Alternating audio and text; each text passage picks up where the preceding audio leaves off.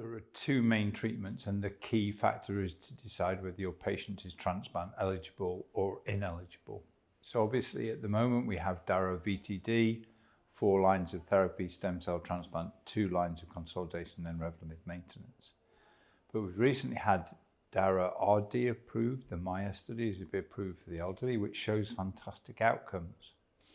So I think our decision making is really around which group do our patient or the patient in front of us fall into. Is this a transplant eligible patient or is that a transplant ineligible patient?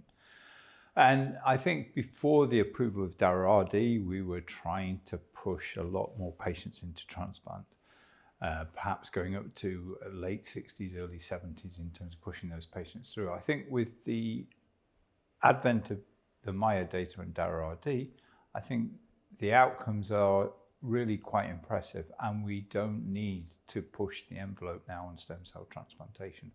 So I think our major decision making is around stem cell transplant eligible or ineligible, and also are there any trials available, because as we've heard this morning, all of the progress we make is through clinical trials.